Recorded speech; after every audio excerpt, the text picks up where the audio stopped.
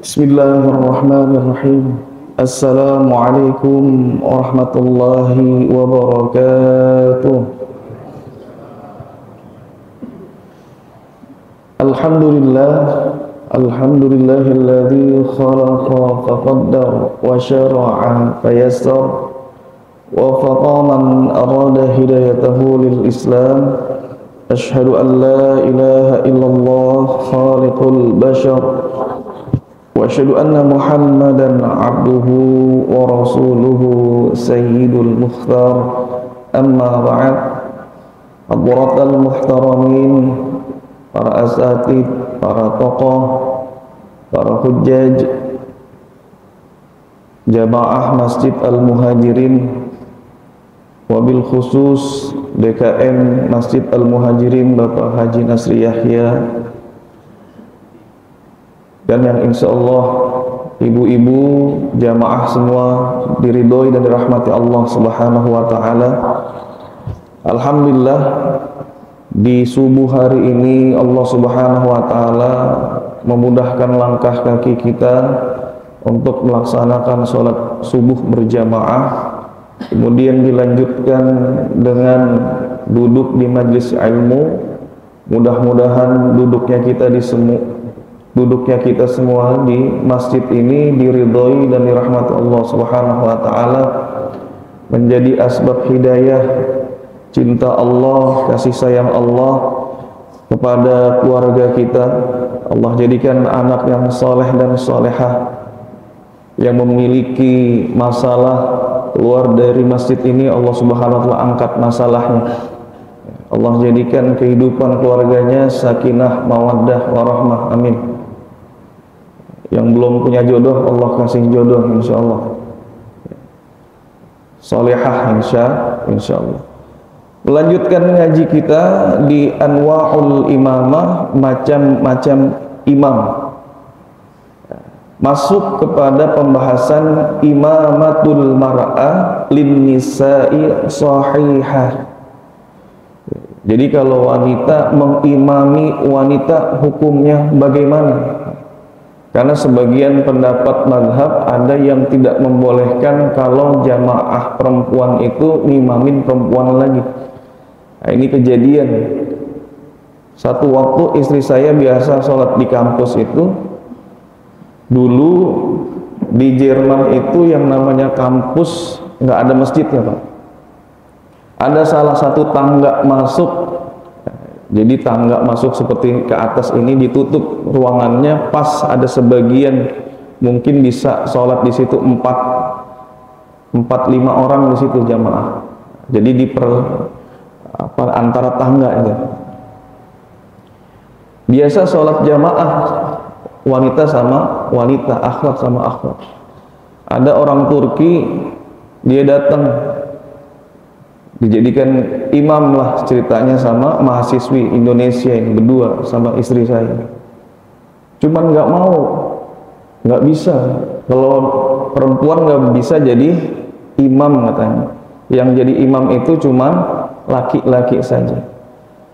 Apakah benar perempuan tidak bisa jadi imam? Maka li hadithi Ummi Waraqah, berdasarkan hadis Ummu Waraqah binti Abdullah bin Al-Haris. Jadi Rasulullah SAW katakan dalam hadis ini, kana yazuruha fi baitiha. Rasulullah berziarah.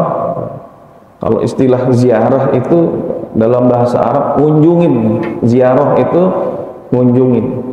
Bertamu ke rumah orang itu ziarah. Tapi kalau masuk ke dalam bahasa Indonesia beda lagi tuh pengertiannya ziarah. Biasanya kalau namanya ziarah mana Pak?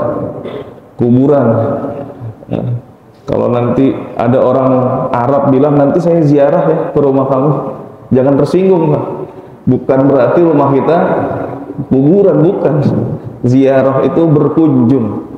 Diambil dari bahasa Arab, berubah maknanya dalam bahasa Indonesia, diserap bahasanya, tapi berubah makna. Syajarah bahasa Arabnya pohon, diserap ke bahasa Indonesia jadi sejarah. Asal katanya syajarah. kemudian masuk ke dalam bahasa Indonesia sejarah tapi berubah makna. Cuman kita yang namanya sejarah mempelajari apa Pak? Akar. Syajarah itu pohon, mempelajari akar-akarnya dan cabang-cabangnya itu. Maka Rasulullah SAW di rumahnya Ummu Waraqah ini beliau kana yazuruha fi baitiha wa ja'ala laha muadzinan yu'adzinu laha, kemudian menyuruh untuknya seorang muadzin agar azan. Azan untuk siapa? Untuk jamaahnya Ummu Waraqah. Kalau perempuan azan boleh nggak? Ibu-ibu misal ada kajian duha atau kajian asar, belum sholat asar, setelah asar selesai barulah mereka datang. Yang pengen sekalian lah sholat jamaah juga gitu, majelis taklim muslimatnya pengen jamaah. Cuman yang laki-lakinya udah nggak ada, udah pada pulang semua. Kira-kira boleh nggak perempuannya azan? Ya. Maka kalau perempuan azan itu sebagian mengatakan ini la yasihu adhanul mar'ah lirrijal, yang pasti enggak sah kalau seorang perempuan adzan di situ ada jamaah laki-laki. Ya. Kalau untuk jamaahnya perempuan doang bagaimana? Ya. Kalau seandainya ini pendapat Imam Syafi'i di wa nussa alaihi fil ini Imam Syafi'i dalam kitab kalau jamaahnya laki-laki ada perempuan yang adzan enggak, biar kata dia qari'ah, juara MTQ, bagus suaranya, tiba-tiba nggak ada laki-laki di sini, dia maju adzan. Nggak seharus laki-laki. Tapi kalau misalkan perempuan adzan untuk perempuan doang gimana? Nah, sebenarnya walaysa 'alan nisa'i adzanun. Perempuan itu nggak perlu azan kalau sholat. Azan apa adzan? Bahasanya kalau kita masuk ke bahasa Indonesia pakai zai, pakai z jadi azan. Asal katanya adzan, ya muadzin pakai dzal. Kemudian jama'na shalah, kalau seandainya perempuan mau sholat jamaah, sebenarnya dia nggak perlu adzan. Tapi gimana kalau ngotot mau adzan? Pokoknya kita adzan aja dah, ada adzan sekali-kali lah, pengen ngedengerin adzan. Ya ibu-ibu misalkan untuk jamaah ibu-ibu, cuman bukan ya pakai mic. Wa in adzana fa aqamna fala ba's. Kalau dia ternyata mau adzan juga, kemudian mau qomat juga, habis adzan hukumnya boleh. Fala ba's, dengan syarat wala tajharul mar'atu bi sautiha, perempuan tidak boleh adzan dengan suara keras. Lah terus gimana fungsi adzannya buat apa? Tu'adzinu fi nafsiha, adzannya buat diri sendiri, wa tasma'u aw tusmi'u sawahibataha. Jadi cukup jamaah muslimat aja yang dengerin di situ. Allahu akbar, Allahu akbar. Adzannya di belakang buat jamaah perempuan juga yang ada di situ. Jangan pakai mic adzannya. Kemudian memperdengarkan adzannya cukup buat jamaah wanita saja yang ada di situ. Idza adzanat wa kadzalika tuqimu idza aqamat, begitu juga dengan qomatnya ketika nanti dia mau qomat. Allahu akbar, Allahu akbar, asyhadu an la ilaha illallah, asyhadu anna muhammadar rasulullah. Ini untuk masalah adzan wanita. Ya, sekali-kali mungkin ibu-ibu pengen nyoba, dia ngerasa udah bagus suaranya, sayang kalau nggak ada adzan sholatnya, ada sholat deh pakai adzan, maka hukumnya sah. Sekarang imamnya perempuan, wa amaroha anta umma ahla dariha, Kemudian Rasulullah itu menyuruh Ummu Waraqah untuk menjadi imam ahlu dariha. Ahlu dariha berarti keluarga yang ada di rumahnya, anaknya, ini jadi imam. Maka kata Abdul Rahman bin Khalad, beliau mengatakan, ana ra'aitu mu'adzinaha, saya ngelihat yang adzannya ini karena Rasulullah jadiin ada kakek-kakek syaikhan kabiran di rumahnya Ummu Waraqah, dijadiinlah muadzinnya kakek. Maka pendapat yang mengatakan perempuan boleh mengimami sahih li hadithi Ummi Waraqah, disebabkan karena ada hadis Ummu Waraqah. Begitu juga Aisyah, wali anna Aisyata ammat niswata fil maktubah, Siti Aisyah Rasulullah, istri Rasulullah, mengimami para wanita fil maktubah, di dalam sholat fardu. Jadi tempatnya Siti Aisyah itu kalau di sekarang itu di mana? Di makam Nabi itu, di samping Raudhah ada makam Nabi. Jadi kalau yang namanya Masjid Nabawi itu kiblatnya di sebelah mana? Sebelah selatan. Kiblatnya Masjid Nabawi di sebelah selatan. Sebelah timurnya itu kamarnya Siti Aisyah. Di samping kamar Siti Aisyah ada kamarnya Saudah. Di belakang antara Siti Aisyah dan Saudah, turun sedikit ke bawah ke arah utara, itu tempatnya Fatimah, Siti Fatimah dan Ali bin Abi Thalib. Kemudian di sampingnya nanti ada istri Nabi, jadi berdekatan itu. Kamar-kamarnya Zainab binti Khuzaimah. Dan Zainab, ya, ada Zainab. Nanti di utara ada Romlah atau Ummu Habibah, anaknya Abu Sofyan, musuhnya Nabi, tapi satu waktu dia nanti masuk Islam. Abu Sofyan, anaknya Ummu Habibah itu istri daripada Rasulullah. Nah, Siti Aisyah itu ngimamin perempuan, amat nisa'a, ya. Kemudian fil maktubah, mengimami para wanita dalam sholat fardu. Fa'ammat hunna bainahunna wasatan, Siti Aisyah mengimami para wanita itu posisinya bukan naik atau lebih depan, jadi sejajar dengan perempuan. Jadi kalau perempuan bikin shop ada imamnya di tengah-tengah, tidak naik ke depan, sejajar. Kalau yang cowok kan imamnya di depan sini, naik masuk ke dalam depan itu mihrab, ya, bukan di mimbar, mihrab. Kalau wanita dia cukup di tengah-tengah, tidak maju. Ini kalau yang perempuan.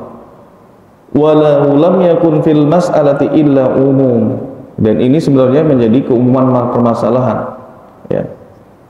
Maka yang namanya ikhtilafal ulama fi salatil jamaah lin nisa munfaridat 'anil rijal fi buyuhinna, para ulama berbeda pendapat mengenai salat jamaahnya wanita-wanita itu, ya, tidak bersama dengan laki-laki, wanita semua.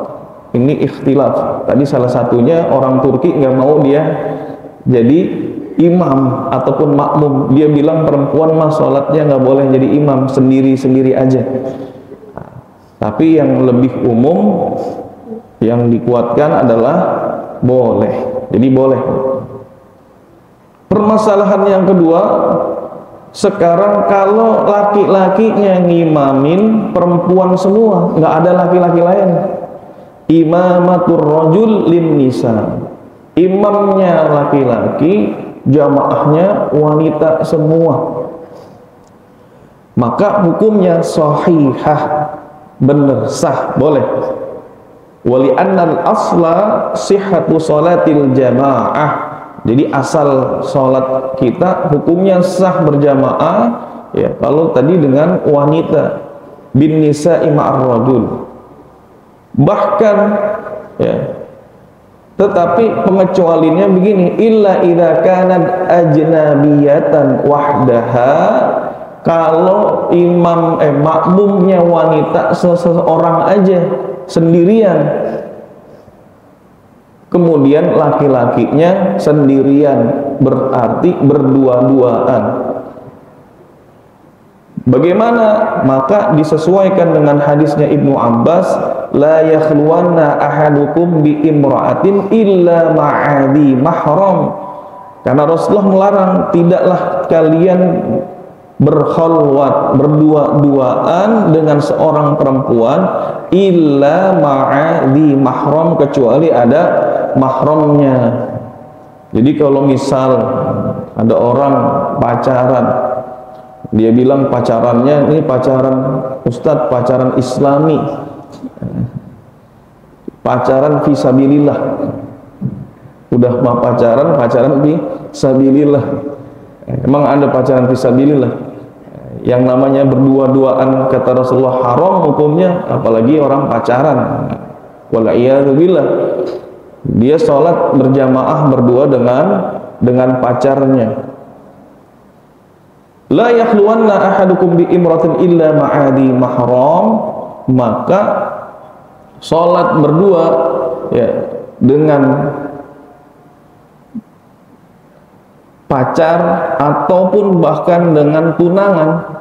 Dalam sebuah hadis dikatakan, man kana yu'minu billahi wal yawmil akhir, barang siapa beriman kepada Allah dan hari akhir, fala yakhluwanna bi imra'atin, janganlah dia berkhalwat. Khalwat itu apa? Kalau kita video call perempuan, istri orang, khalwat bukan, Pak? Kan video call, Ustaz. Kalau berdua-duaan kan di ruangan, bukan lewat telepon, maka ada istilah khalwat virtual. Khalwat virtual itu gimana? Kita video call wanita yang bukan mahram, ya, berdua-duaan. Ini nanti terjadinya macam-macam, karena nggak ada yang mengawasi, nggak ada orang, bisa jadi itu masuk tetap setan. Itu berdua-duaan lewat video call, maka termasuk khalwat juga. Khalwat itu kalau kita ngobrol ada orang ketiga, kita merasa terganggu. Karena apa? Karena obrolannya buat berdua doang ya. Kalau ada ngerasa terganggu, orang lain masuk ke obrolan kita nggak seneng, nah berarti itu khalwat. Tapi kalau forumnya tanya jawab, ada ibu-ibunya, ada bapak-bapaknya, namanya ikhtilat, campur antara laki-laki dengan perempuan. Ikhtilat nanti kalau di majelis ilmu bagaimana? Yang ikhtilat ibu-ibunya dia jamaah di belakang kita di sini, dalam rangka majelis ilmu boleh, karena pembicaraannya juga pertama publik, bukan berdua-duaan. Ada ikhtilat, ada khalwat, akar katanya sama, campur. Lalu kalau imamnya laki-laki sendirian, wanitanya jadi makmum sendirian, Imam An-Nawawi katakan ya, wa yukrahu an yusalliya ar-rajulu bi imra'atin ajnabiyatin lamma rawa anna sallallahu alaihi wasallam la yakhluwanna rajulun bi imra'atin fa inna thalithuhuma syaitan. Makruh, makna makruh di sini makruh tahrim. Hukumnya seseorang laki-laki dengan wanita cuman sendirian berdasarkan hadis la yakhluwanna rajulun bi imra'atin, tidaklah seorang laki-laki berkhalwat kepada seorang perempuan, makruh, kecuali mahramnya, kakak ngimamin adiknya atau anak ngimamin ibunya, beda lagi, itu namanya mahram. Suami ngimamin istrinya, masa iya jadi haram? Ya, ajnabiyah, makna ajnabiyah itu wanita asing, apalagi berdua-duaan doang. Kalau di situ ada pengurus DKM, Pak numpang sholat ya, cuman dia bingung nggak ada yang sholat lagi laki-lakinya, gimana ini? Ada satu dua, tolong Pak ya, atau ada keamanannya atau bantu marbot, Pak tolong di sini saya mau sholat jamaah, cuman nggak ada jamaah lain, nggak ada perempuan doang, Bu jamaah sama saya ya, minta tolong sama marbot sini, yang kemana-mana. Timbulnya fitnah lagi, saya berdua-duaan, sangkain ada apa di masjid. Soalnya juga kebanyak kejadian di masjid, ternyata na'udzubillah ya, ada pasangan ABG malah berbuat mesum di masjid. Berani Pak, di shop belakang mesum ketangkep, ada yang di kamar mandi. Jadi jangan salah, walaupun di masjid, makanya juga Rasulullah sarankan tidak boleh berdua-duaan, rawan fitnah. Kalau imannya saya mah kuat, berdua juga nggak jadi apa-apa. Ada CCTV kelihatan, CCTV yang nggak ada yang ngawasin. Kalau dibuka baru ketahuan kan, CCTV juga baru kelihatan. Oh ini yang biasa ngambil sendal di masjid Muhajirin. Kita tahu Pak, ada soalnya nih, Jumatan tiba-tiba sendal jamaah hilang, ada CCTV-nya. Kadang-kadang memang bukan orang sini, orang seberang. Khud ma sofa wada' ma kadar, ambil yang sofa itu tasawuf, bersih ya, bagus, wada' ma kadar, tinggalin yang buruk. Kadar itu artinya butek, jelek. Pergilah dia ke masjid, ambil sendal yang bagus, tinggalkan yang buruk. Sendal jepit ganti dengan sendal. Ini ngambil dalilnya salah. Maka hukumnya wanita, untuk wanita boleh, kecuali tadi sama sendirian. Imamatul mafdul lil fadil sahihah. Bagaimana hukumnya imam yang tidak lebih afdol maju ke depan? Ada imam yang afdol. Sudah kita bahas yang afdol itu dalam mazhab Syafi'i, aqra'uhum li kitabillah. Pertama, kalau sesuai hadis yang paling banyak hafalan Qur'annya, afdol dia ke depan. Tetapi lebih diutamakan dia afqah. Afqah itu paham fikih sholat minimal, tahu rukunnya, tahu syaratnya, tahu yang membatalkan sholat apa. Kalau terjadi permasalahan di tengah-tengah sholat, dia ngerti. Kalau ada orang imam misalkan batal di tengah-tengah sholat, lagi sujud, dia tahu cara menggantiinnya gimana. Belum pernah Pak ada imam lagi sujud kentut, ada nggak Pak? Ada. Pak Bandi pernah dengar ada. Untung speakernya nggak peka. Kalau peka kentut kedengarannya kemana-mana. Kira-kira kalau jadi imam, waktu dalam keadaan sujud, tiba-tiba imamnya kentut, gimana caranya untuk memberitahukan makmum di belakangnya untuk jadi imam? Apa dia kakinya ngelosor ke belakang, colek-colek begitu? Boleh enggak ketika dia kentut kemudian dia takbir Allahu Akbar sampai duduk di antara dua sujud misalkan? Maka imam yang kentut itu dia nggak boleh takbir. Kenapa? Karena dia sudah batal. Kalau dia takbir, nanti makmum akan bangkit dari sujudnya dengan perintah takbirnya imam yang batal, nggak boleh.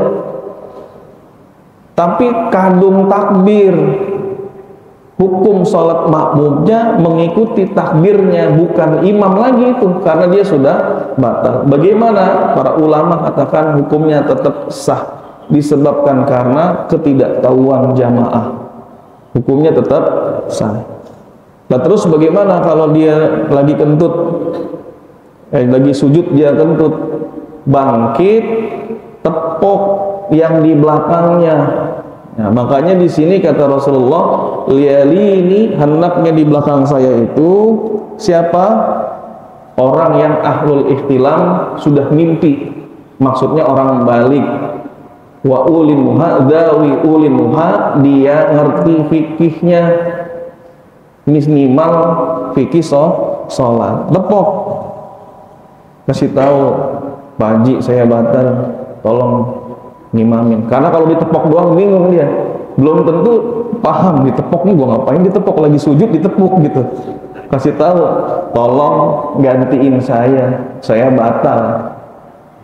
Sekarang pertanyaannya, makmum yang ditepok suruh gantiin imam, gantiinnya gimana? Apa dia ngerayat pas lagi sujud begitu? Ditepoknya pas lagi sujud. Dia nggak tahu, nggak ngerti caranya, akhirnya dia ngerangkak sujud ke depan. Iya, sampai ke depannya imam. Jadi nggak perlu dia ngerangkak ke depan. Yang ditoel tadi cukuplah dia bangkit dari sujudnya, takbir. Dengan takbirnya sekarang si makmum yang jadi imam, namanya istikhlaf. Allahu Akbar, makmum ikut bangkit dari takbirnya makmum yang jadi imam, kondisinya masih di tengah-tengah shaf dia. Al-amal fi hadhil hal an yansurifa minas shalah, yang harus dilakukan oleh seorang imam kalau kejadiannya begini, dia selesaikan sholatnya, kemudian wa ya'muru ahadal ma'mumin alladzina khalfahu bitakmilis salati bil jamaah, kemudian menyuruh yang di belakangnya untuk menyempurnakan sholat jamaahnya. Kapan waktunya makmum berdiri? Tadi yang makmum menjadi imam, untuk menempati tempatnya imam setelah sujud yang kedua. Misal sujud yang keduanya ini selesai, itu dia bangkit, misal di rakaat pertama, maka dia maju ke tempat imamnya setelah bangkit berdiri. Jadi setelah berdiri baru maju ke depan untuk mengimami. Jangan sampai nanti pas lagi sujud dia jalan ke depan. Ini maka penting dalam mazhab Syafi'i, yang afdol itu sebenarnya yang afqah. Sudah kita bahas ya, yang lebih paham. Kenapa? Karena bisa jadi hafalan Qur'annya banyak, ternyata pemahaman fikih untuk sholatnya kurang. Ketika terjadi permasalahan di luar kebiasaan, dia bingung. Ini perlu.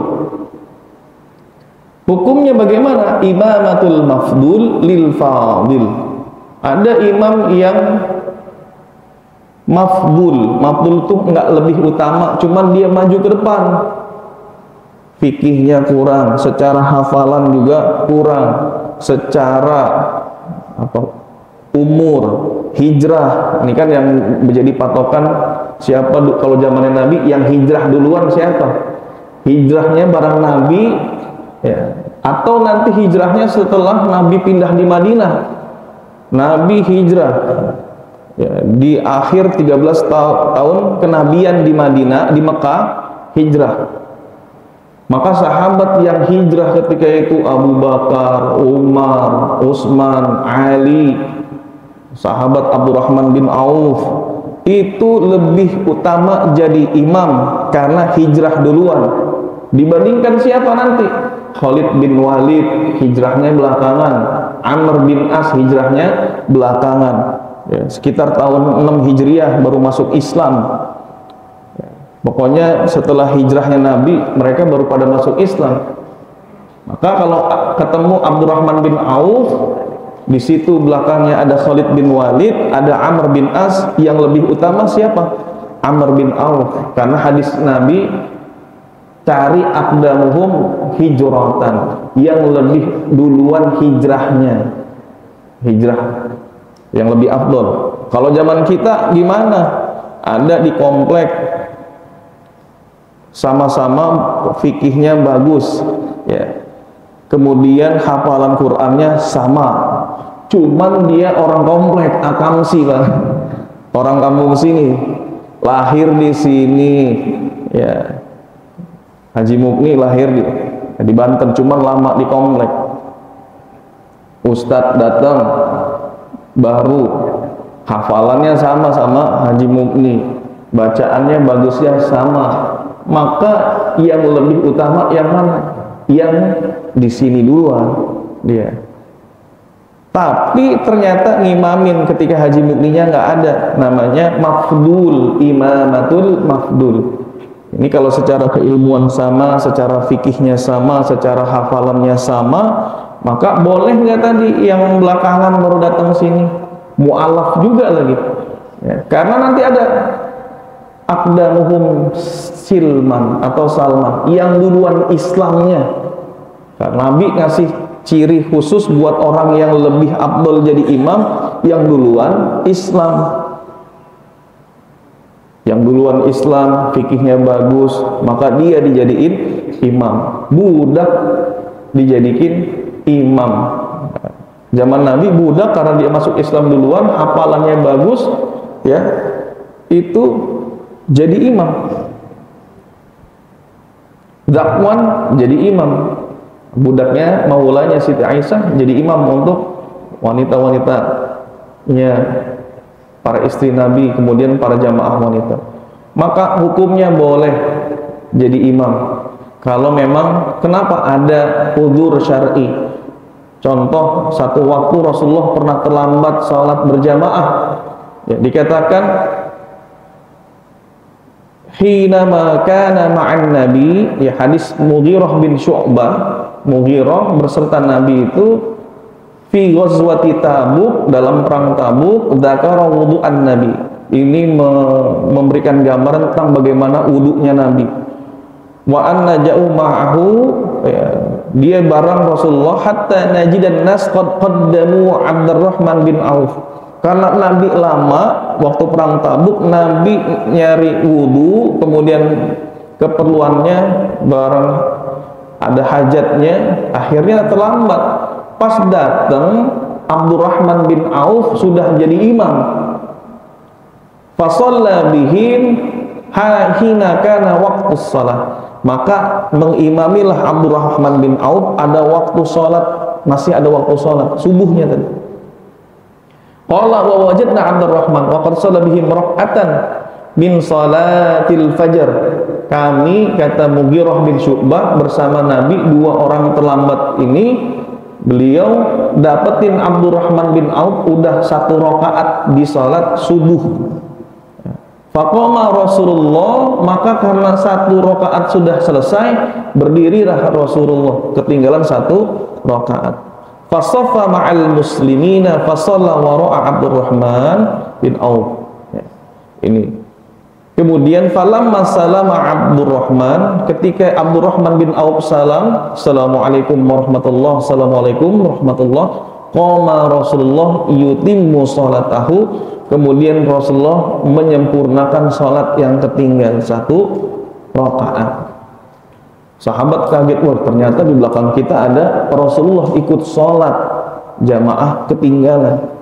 Falamma qadha Rasulullah, selesai salatnya Rasulullah, salatahu aqbala alaihim, kemudian Rasulullah menghadap para sahabat. Apa kata Rasulullah? Ahsantum, bagus katanya. Bagusnya bukan nyindir, benar, bagus, kalian sudah melakukan hal yang benar. Kenapa? Karena waktu sholat hampir habis, nunggu Rasulullah belum datang, tetapi masih ada waktu sebelum syuruk. Akhirnya karena takut khawatir waktunya habis, sholatlah para sahabat diimami Abdurrahman bin Auf, sedangkan ada yang lebih afdal. Siapa lebih afdal ketika itu posisinya? Rasulullah. Ini mengisyaratkan juga kalau ada imam rawatib terlambat, maka sebenarnya ditunggu dulu. Jangan buru-buru dia langsung qomat kalau belum ditemukan imam rawatib. Kalau di sini ada imam rawatibnya, ya, silakan imam rawatib yang penggantinya maju ke depan. Tapi kalau nggak ada gimana? Maka dalam Majmu' Syarah Muhadzab, Imam An-Nawawi katakan cari imamnya. Misal lagi istirahat ke atas, ada tempat imam, Dia istirahat dari zuhur, mungkin imamin asar ketiduran, cari Ustaz waktunya ngimamin, oh iya, nah, kalau ketemu di atas sampai ditunggu dulu, ditunggu dengan waktu yang secara urf dan adat tidak kelamaan.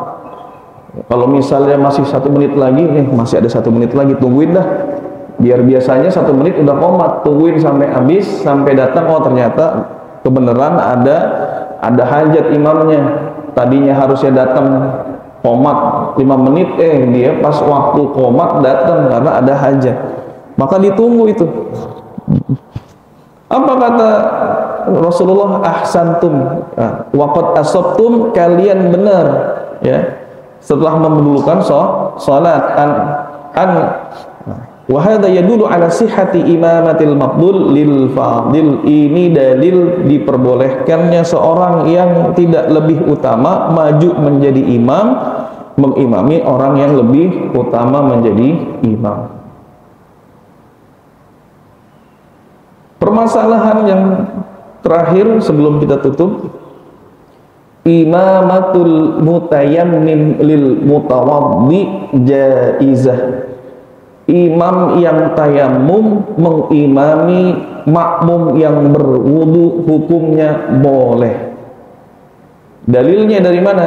Li hadithi Amr bin As, ya, dari hadisnya Amr bin As radhiyallahu anhu, beliau mengatakan ihtalamtu, saya mimpi. Kalau ihtalamtu itu berarti mimpi basah ya, ada karena hilmun, ada ihtilam. Ihtilam itu mimpi basah. Mimpi basah dia fi lailatin baridatin, di malam yang dingin banget mimpi. Oh, bahaya. Kalau di kita mah nggak ada musim dingin, enak, nggak ketahuan tuh bagaimana beratnya orang mimpi basah atau berhubungan badan.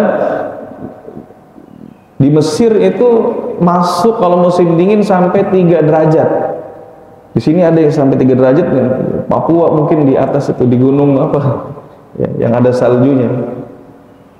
Di puncak paling banter kayaknya 18 ya. 18 derajat, ada 15 derajat. 15, 10. Nah, kalau musim dingin kan di padang pasir itu malam justru dingin banget. Maka nanti ada istilah syurbah. Surbah itu, surbah es yang dikasih minuman, es dikasih peresan buah, surb, bahasa Arabnya surbah, masuk ke nanti ke bahasa Inggris sirop, surbah, karena nanti apa namanya secara kajian sejarah ternyata sirop itu awal muasalnya ditemukan, kalau Bapak pernah lihat The Kingdom of the Heaven, Salahuddin Al-Ayyubi itu ngasih es kepada musuhnya ya, perang salib. Orang-orang nanya, kok bisa ya, di film itu kok orang Arab punya es dari mana? Justru datang es itu dia bikin waktu malam itu, ketika padang pasir malam dingin. Nah, ini salah satu asal muasal syurbah tadi, sirop. Dingin, mimpi basah, repot. Akhirnya apa? Fi ghazwati Datis Salasil, pada pertempuran atau peperangan Datus Salasil. Fa asfaqtu in irtasaltu an uhlika. Saya khawatir kalau saya mandi malam itu dalam keadaan junub, kemudian saya mandi basah, saya bakalan sakit. Karena dalam keadaan perang kondisinya berat, kemudian sulit untuk mencari air juga, ada air tapi dingin. Kondisi fisiknya lemah. Kalau saya mandi, saya bakalan sakit. Fatayamamtu, maka saya bertayamum, tsumma shallaitu, kemudian saya salat di ashabi as-subuh, menjadi imam buat para sahabat waktu salat subuh. Kebenaran Amr bin As ditunjuk jadi komandan perang. Maka komandan perang itu punya tugas selain mimpin perang juga mimpin jadi imam. Jadilah imam dia. Amr bin As. Fadzakaru dzalika li Rasulillah, maka sahabat ngelapor sama Nabi. Amr bin As dia tayamum, nggak pakai mandi janabah, nggak mandi junub dulu, tiba-tiba maju ke depan ngimamin Rasulullah. Dipanggil Amr bin As sama Nabi, ditanya, ya Amru, wahai Amr, sholaita bi ashabika wa anta junub, ente nyolatin teman-teman ente para sahabat dalam keadaan junub? Emang iya? Maka disebutin kenapa sampai saya enggak mandi dulu. Apa kata Amr bin As? Fa akhbartu bihi billadzi mana'ani minal ittisal. Saya kasih tahu Nabi apa yang menghalangi saya daripada enggak bisa mandi. Inni sami'tullah, karena saya mendengar ayat Allah. Apa ayatnya? Wala taqtulu anfusakum, jangan engkau bunuh dirimu sendiri. Innallaha kana bikum rahima, karena Allah itu kepada kalian sangat kasih sayang. Fadhahika Rasulullah, maka Rasulullah ketawa mendengar dalilnya siapa? Amr bin As. Tapi yang jadi catatan, mandi janabah itu menghilangkan hadas besar. Tayamum di sini pengganti dari mandi janabah ketika tidak ada air atau khawatir kita sakit, maka dia hanya menghilangkan hadas besar, tidak menghilangkan najis. Beda hadas dengan najis. Kalau sebelumnya pipis, nggak bisa digantiin dengan tayamum doang. Kalau pipis ataupun buang air besar, maka dia tetap harus dibersihkan dulu. Nggak bisa tayamum kan bisa langsung hilang hadas, itu hadas besar yang hilang. Sedangkan hadas najisnya gimana? Dihilangkan dengan apa? Istijmar. Kalau nggak ada air, dengan istijmar. Istijmar artinya membersihkan najis dengan batu. 3 batu, bukan batu kolar. Kalau batu kolar nggak bisa. Kenapa? Kalau batu kolar dia licin, justru malah menyebarkan najis. Maka syarat batunya juga ada. Syaratnya batunya bergerigi. Kita bisa bayangin kan dulu kalau buang air repotnya bagaimana itu. Nyari batu aja, batu yang kerikil. Ya. Kalau ada sisanya gimana? Sisanya ma'fu anhu. Sudah pakai kerikil masih ada 3 kali. 3 kali apa? Untuk meyakinkan bahwa semua sisa-sisa najisnya sudah hilang. Maka ulama ambil analogi, boleh pakai tisu, tapi tisunya tisu kering. Tidak boleh tisu basah. Namanya mandil muballal. Hukumnya kalau kita bersuci dengan tisu basah, maka hukumnya tidak boleh. Kenapa? Karena tisu basah itu menyebarkan najis. Karena dia tidak basah, nempel di tisunya itu menyebarkan najis. Caranya gimana kalau mau pakai tisu basah? Pakai tisu kering dulu. Seperti tadi beristijmar. Jadi jangan ke tisu basah. Tisu basah kata para ulama intisyarun najasah, menyebarkan najis. Karena kan bukannya pakai air lebih utama, apalagi pakai tisu basah dibandingin tisu kering. Air itu kita dengan cara guslun. Guslun itu artinya membasuh bagian yang terkena najis tadi. Basuh itu beda dengan usap.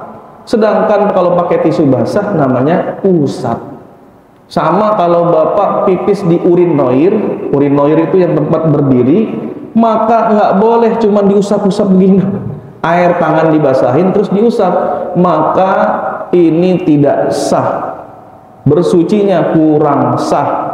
Kenapa? Karena bersuci itu harus guslun. Guslun itu apa maknanya? Ada takotur. Takotur itu ada aliran air yang netes, ya, mengalirkan ke air ke tempat apa? Najisnya. Ada tetesan airnya. Kalau usap kan tangan kita cuma basah doang. Terus bagaimana solusinya? Kalau udah kebelet di urinoir, tampung itu airnya di tangan, bisa ya, nampung. Kalau memang bisa tampung, kemudian di situ dibasuh mohon maaf batang kemaluannya, di ujung tempat keluarnya najis tadi. Jangan sekedar diusap, beda. Maka wala taqtulu anfusakum innallaha kana bikum rahima, kata Amr bin As, janganlah engkau membunuh dirimu dan Allah itu sangat sayang kepada kalian. Maka dalil ini kan dengan apa? Dengan Rasulullah SAW tersenyum mendengar penjelasannya Amr bin As dan tidak menyangkal, maka diperbolehkan mengganti janabah tadi dengan tayamum. Bapak sakit di rumah sakit, udah sakit DBD, mimpi basah, nggak mungkin mandi, nggak boleh juga mandi sama dokter, maka bisa diganti dengan tayamum. Tapi bekas pipisnya dipispot, tetap pipisnya harus dibersihin. Si kemaluan tetap harus dibersihkan, nggak bisa selesai dengan tayamum. Wallahu a'lam. Ini saja mungkin yang dapat kami sampaikan mengenai macam-macam imamah. Insya Allah kita lanjutkan di waktu dan kesempatan yang lain mengenai masih dalam anwa'ul imamah, macam-macam imam. Bagi para jamaah, kami persilahkan yang ingin bertanya. Jika tidak, kita cukupkan, dilanjutkan dengan sholat Isyraq. Iya, silakan. Waalaikumsalam warahmatullahi wabarakatuh. Waalaikumsalam warahmatullahi wabarakatuh. Terima kasih Ustaz. Ini kejadian 2 tahun yang lalu. 2 tahun yang lalu, baru sekarang saya ingin konfirmasi Ustaz. Jadi suatu hari kami kedatangan orang hafiz Quran. Gitu. Saya mau konfirmasi ke mana saya waktu itu benar nggak gitu? Saya waktu itu agak lama mungkin gitu ya. Kemudian hafiz Quran itu datang ke masjid kami. Gitu. Kemudian dia direkomendasikan untuk menjadi imam. Iya. Jadi tamu itu jadi imam. Yang kedua waktu itu sholatnya kalau dulu sholat yang 4 rakaat gitu. Maka pakai kotor gitu. Kita sebagai kaum muda itu kadang nggak tahu tuh betul di kotor seperti itu. Gitu. Iya. Maka mau itu menambahkan. Gitu. Saya sempat marah pada orang yang merekomendasikan itu. Iya. Saya apakah marah saya sakit atau enggak? Itu pertama. Yang kedua adalah satu fenomena yang senantiasa kita lihat. Saya pernah baca kajian Albani itu berkaitan dengan duduk di antara dua sujud. Tidak ada. Ketika kita sholat subuh, maka orang ada yang kajian Albani begini. Seperti itu. Maka saya pribadi, ketika imamnya seperti ini, saya ikut kayak gini. Ketika imamnya duduk sebagaimana lazimnya itu, barusan Ustaz imam itu saya ikut seperti Ustaz seperti itu. Pertanyaan saya, ini gimana ini kita ini seperti itu? Iya. Yang ketiga, kita nggak baca Fatihah. Yang pertama kita baca lanjutkan dengan Bismillahirrahmanirrahim, dan seterusnya. Kemudian yang kedua, kita baca Bismillahnya itu kita sir. Kemudian kita Alhamdulillahirabbil alamin dan seterusnya seperti itu. Iya. Ya, nanti tak. Ada 3 pertanyaan. Yang pertama mengenai seorang hafid mungkin secara kriteria afdol untuk menjadi seorang imam, tapi posisinya tamu. Maka walaupun dia hafiz, tapi ada imam rawatib yang lebih afdol pertama, imam rawatib. Walaupun kadar hafalannya imam rawatib di bawah seorang hafid. Lalu imam memperbolehkan untuk mengimami. Yang memperbolehkan, mengizinkan siapa? Imam rawatibnya yang mengizinkannya. Kata imam rawatibnya, Ustaz atau ada syekh, ini afdol nih bacaannya, kemudian diizinkan, maka hukumnya boleh dengan syarat apa? Diizinkan oleh imam rawatib.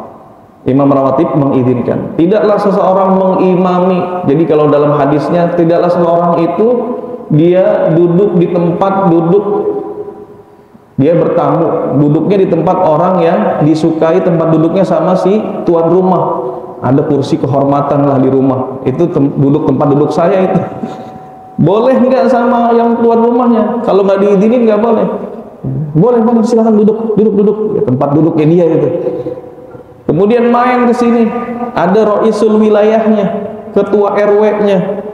Secara roisul wilayah itu dia boleh mengimami. Tapi karena dia bacaan Al-Fatihah nggak benar, maka diwakilkan siapa? Diwakilkan sama imam rawatib. Kalau yang namanya dulu Amirul Mukminin, yang namanya Amirul Mukmin itu pasti dia jadi imamnya, khotib dia, kemudian imamnya Amirul Mukmin, roisul wilayah, pemimpin wilayah. Nah, sekarang kan nggak semua roisul wilayah Al-Fatihahnya benar, maka diwakilkan oleh imam rawatib. Imam rawatib punya kuasa mengizinkan, dikasih. Cuman permasalahannya sholatnya qashar karena dia musafir. Hukumnya gimana? Imamatul muqim lil musafir jaizah sahihah. Imamnya orang tempatan mengimami musafir jelas hukumnya sahih. Wal imamatul musafir lil muqim, bagaimana hukumnya seorang yang musafir mengimami orang yang mukim? Nah, boleh terjadi di zaman Nabi ketika Fathu Mekah. Nabi musafir. Kemudian kadang Umar ketika jadi Amirul Mukminin musafir. Musafir dia, haji musafir. Mengimamilah. Kata Umar, kita sholat 2 rakaat, kalian yang mukim nanti sempurnakan 4 rakaat. Imam musafir 2 rakaat, kata Umar bin Khattab, kalian ahlu Mekah tetap sholatnya berapa? 4 rakaat. Jadi ketika imam salam, Assalamualaikum warahmatullahi 2 rakaat, maka makmum mukim dia sempurnakan menjadi 4 rakaat. Jangan ikut salam. Kenapa? Karena nggak ada rukhsah.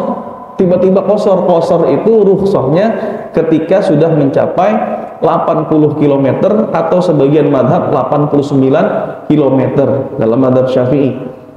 Jadi sah hukumnya kalau si makmum lanjutin 4 rakaat. Yang berhak marah atau tidaknya dan tidak mengizinkan siapa? Imam rawatib. Imam rawatib bilang silakan. Jadi boleh tadi. Kalau misalkan dia bangkit.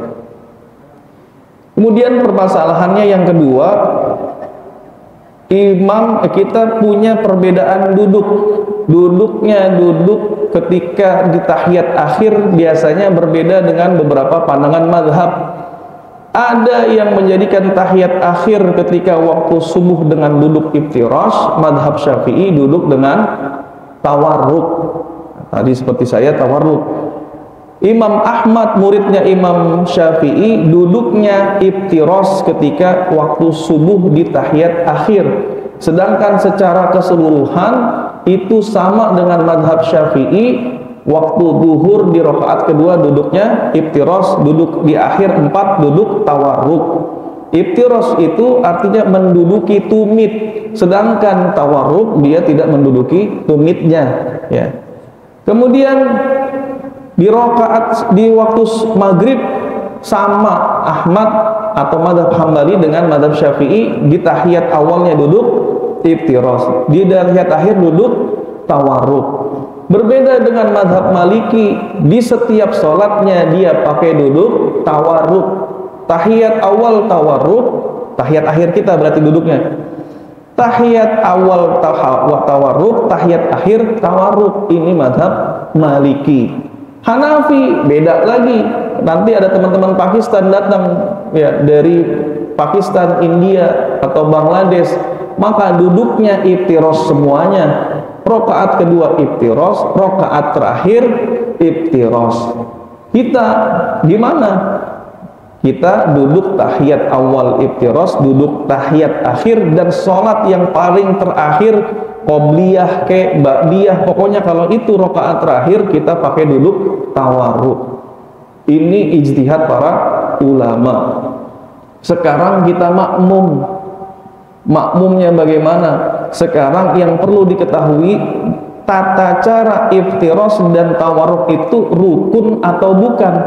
Yang rukun itu adalah duduk, rukun itu berdiri, rukun itu ruku, rukun itu i'tidal, rukun itu duduk. Kaifiyahnya, cara duduknya itu rukun atau bukan yang jadi permasalahannya. Kalau seandainya saya duduknya iftiros ataupun tawarruk, pada posisi iftiros, apakah itu membatalkan sholat karena duduk saya tidak sesuai dengan apa yang kita, madhab kita? Maka kaifiyahnya itu sebenarnya cara duduknya itu bukan rukun. Contoh, ada orang duduknya didudukin kaki kanan sama kaki kiri, didudukin dua-duanya, Pak. Anda nggak pernah ngelihat? Dia kebanyakan, mohon maaf, kalau di kita masih mending, hampir rata. Di Mesir nggak semuanya paham, yang orang awamnya. Kadang-kadang duduknya itu duduk kayak kita lah, yang kakinya disilangin begini nih, kaki belakang kaki kiri disilangin, dudukin begitu. Ya, nggak duduk di kaki kirinya aja. Kemudian kaki kanan menghadap kiblat, enggak. Maka hukum sholatnya gimana? Sah. Nabi kalau sakit sholatnya duduknya gimana? Kata istri Nabi itu kalau sakit duduknya murabba. Arba'ah itu artinya apa? 4. Murabba itu membentuk persegi 4. Maksudnya gimana? Nih bapak-bapak yang lagi duduk sekarang di depan ini namanya duduk murabba. Duduk apa? Sila. Nabi sholat kalau ketika sakit itu duduknya murabba, artinya duduk sila. Kok nggak duduk iftiras? Bayangin aja Pak, kalau duduk iftiras dari awal sampai akhir rakaat keempat, umur kita 60, mau bapak-bapak, mohon maaf, kira-kira kesemutan. Insya Allah kesemutan itu. Maka bentuk atau kaifiyatul julus, bentuk duduk itu bukan rukun. Jadi nggak usah ada masalah, karena dia bukan rukun. Bagusnya memang kita, ya, untuk kaifiyah, ya kita ikutin mazhab kita, nggak masalah. Dan ini terjadi memang. Teman kami lapor, ini kejadian waktu di Jerman, karena ketemu berbagai mazhab di sana. Ustadz, saya sholat subuh ditegur. Kenapa? Saya sholat subuh duduknya tawarruk, kayak biasa di Indonesia. Anda orang Jerman, tapi orang Arab. Dia bilang, duduk ente salah katanya. Harusnya kalau subuh dia iftiros, kemudian nanti kalau sholat-sholat yang lain benar. Ternyata ikut madhab Hambali. Ikutnya Hambali doang, dia nggak tahu ada madhab Syafi'i yang duduknya tawarruk kalau di madhab di sholat tahiyatul akhir. Maka harus bijak. Dia harus tahu pandangan, beberapa pandangan madhab. Akhirnya tidak mudah menyalahkan. Jadi nggak ada masalah sebenarnya. Boleh seperti itu. Sekarang sholat baca jahar bismillah. Kemudian di rakaat kedua dia sir. Sebenarnya ini bukan mencampurkan beberapa mazhab. Kemungkinan besar pertama bisa jadi imamnya mengambil mazhab Hambali yang mensirkan bacaan bismillah. Kemudian dia menghormati orang tempatan, karena apa? Orang tempatan baca bismillah mazhab Syafi'i. Di rakaat kedua dia lupa, kembali ke mazhab dia yang awal Hambali. Akhirnya dia sir lagi, bismillahirrahmanirrahim, alhamdulillahirabbil alamin. Itu husnudzon saya. Dia lupa di rakaat kedua. Kejadian imam besar Masjidil Haram Sudais itu mengimami di Masjid Istiqlal. Di rakaat pertama dia baca bismillah. Rakaat kedua dia lupa. Kemungkinan karena dia mau ikut yang namanya ulama kita itu di Al-Azhar. Kalian pulang madhabnya apa? Indonesia Syafi'i. Maka gunakan madhab yang sama dengan kebanyakan orang tempatan. Kenapa? Biar tidak terjadi perselisihan. Maslahatnya lebih besar. Maka sudah datang ke sini, madhabnya Hambali, kemudian orang Indonesia Syafi'i, dia gunakan apa? Syafi'i. Dia jahar bismillah. Di rakaat kedua lupa, dibaca lagi bismillahnya sir. Madhab Hambali dia sir bismillahnya. Madhab Maliki nggak baca bismillah. Alhamdulillahi Rabbil Alamin. Nggak pakai sir. Bismillahirrahmanirrahim. Nggak. Kita masih menganggap Bismillah bagian daripada Al-Fatihah. Sebagian para ulama menganggap Bismillah adalah ayat yang terpisah. Kenapa? Karena dulu para sahabat tidak tahu akhir daripada surat, setiap surat. Maka Jibril membawa satu ayat yang menjadi pemisah antar surat, yaitu Bismillah. Maka Bismillah merupakan ayat tersendiri dibandingkan ayat dari surat-surat yang lainnya. Tetapi dalam mazhab Syafi'i tetap menganggap Bismillah itu bagian daripada suratul Fatihah, maka dibacanya jahar. Sebagian ulama bukan, dia ayat tersendiri. Wallahu a'lam. Jadi seperti itu. Ya. Alhamdulillah hadirin yang dimuliakan Allah Subhanahu wa taala, telah sama-sama kita membahas mengenai bab anwa'ul imamah, macam-macam imam. Mudah-mudahan apa yang kita bahas bermanfaat. Mohon maaf atas segala kekurangan dan khilafan. Ini saja yang bisa kami sampaikan. Mari sama-sama. Ya, Pak Haji. Boleh nggak ini jamaah? Enggak. Silakan. Terakhir. Mohon maaf, Assalamualaikum warahmatullahi wabarakatuh. Waalaikumsalam. Ini yang sering kejadian Ustaz ketika sholat itu yang di belakang imamnya itu bukan imam rakaatih Ustaz. Jadi imam rakaatih yang satunya itu di sebelah kanannya. Tiba-tiba imam yang jadi imam itu jatuh pada saat rakaat kedua. Nah, itu satu aja pertanyaan saya. Yang maju itu di belakangnya imam pas, karena bukan imam rakaatih, tapi imam rakaatihnya sebelah agak 3 orang dari situ. Yang maju itu imam rakaatih atau yang pas di belakang imam menggantikannya. Yang satu imam yang jatuh tadi. Iya. Nah, itu apakah ditolong dulu atau langsung ayatnya? Terima kasih. Wassalamualaikum warahmatullahi wabarakatuh. Waalaikumsalam. Imam ketika mengimami kemudian terjatuh atau kolaps ya, atau pingsan. Umar bin Khattab waktu sholat ditikam. Lalu bagaimana yang dilakukan oleh para sahabat? Apakah kita menolong atau lanjut sholat? Yang terjadi kebanyakan di Indonesia kan ada tuh tiba-tiba imam dipukul.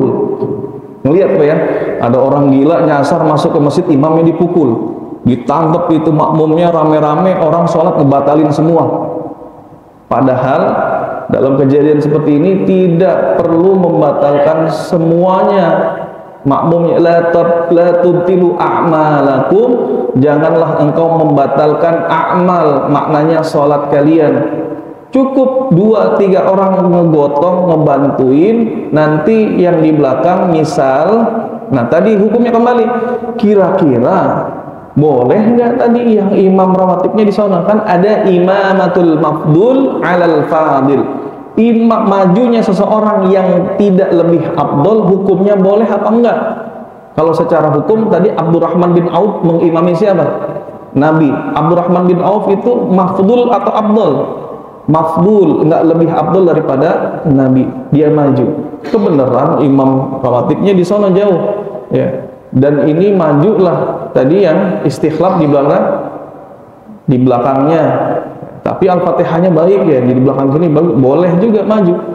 Yang ngurusin jangan batal semua makmum karena kaget, batalin semua. Aduh, imamnya kenapa tuh? Imamnya jatuh pingsan, jangan batalin. Cukup 3, kalau bisa ngegotong 3 orang, 3 orang. Kira-kira yang bisa ngegotong 5 orang, maka yang membantu di situ. Lainnya apa? Lanjut. Umar bin Khattab ketika itu yang melanjutkan, kalau tidak salah Abdurrahman bin Auf juga. Itu yang menjadi imam sahabat lagi ke depan. Umar bin Khattab diurus oleh sahabat yang lainnya.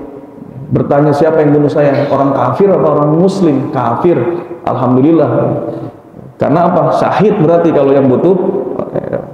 Ini doanya Umar bin Khattab ketika itu biar mati syahid di Madinah. Bingung orang bagaimana mau mati syahid di Madinah? Kan kita aman di sini. Ya. Tiba-tiba Allah kasih syahid dibunuh, maka maju sahabat. Yang lainnya kondisinya tidak boleh membatalkan sholat, cukup sebagian yang nolong. kasih bantuan darurat. Lewatin makmum boleh nggak? Boleh, karena batas sutrohnya makmum itu adalah imam. Jadi misal mau dibawa keluar langsung digotong, kemudian marbotnya dia atau bisa ada ambulannya dibawa ke rumah sakit, kalau memang tidak tertolong sulit kita nggak ngerti, keluar aja 2-4 orang yang bisa ngegotong gitu. Jangan dibatalin. Kondisi makmum tidak boleh membatalkan sholat ya. Bahkan kalau misalkan gempa bumi sekalipun, kalau gempa buminya kira-kira di Jakarta, naudzubillah sampai lama, ya cuman berapa 4, nggak sampai hancur-hancuran, masih goyang-goyang doang, lanjut sholatnya. Kalau dia kayaknya ini bakalan hancur di masjid nih, kalau ada rasa yakin seperti itu, baru dia batalin. Soalnya apa? Ini udah jatuh, lampunya udah jatuh, gomprang ke bawah, berarti udah nggak. Ini kira-kira gempanya gempa besar. Cuman kalau goyang gini, perasaan kuat kita kayaknya masih cuma begini doang, ini selesailah 9 detik mah, lanjut sholat. Karena apa? Sholat fardu tidak boleh dibatalkan dengan keadaan kecuali darurat. Wallahu a'lam. Ya, ini saja yang mungkin dapat kami sampaikan. Kurang lebihnya mohon maaf atas segala kekurangan dan khilafan. Mari sama-sama kita akhiri ngaji kita pada kesempatan di pagi hari ini dengan beristighfar, mohon ampun kepada Allah. Mudah-mudahan duduk kita di majelis ini selama 1 jam lebih mendapatkan ampunan Allah Subhanahu wa taala. Allah ridho kepada kita, menjadi asbab hidayah untuk kita dan keluarga kita, menjadi anak yang soleh dan solehah, keluarga kita yang sakinah, mawaddah, warahmah. Kita akhiri dengan doa kafaratul majlis. Subhanakallahumma wa bihamdika asyhadu an la ilaha illa anta astaghfiruka wa atubu ilaik. Assalamualaikum warahmatullahi wabarakatuh.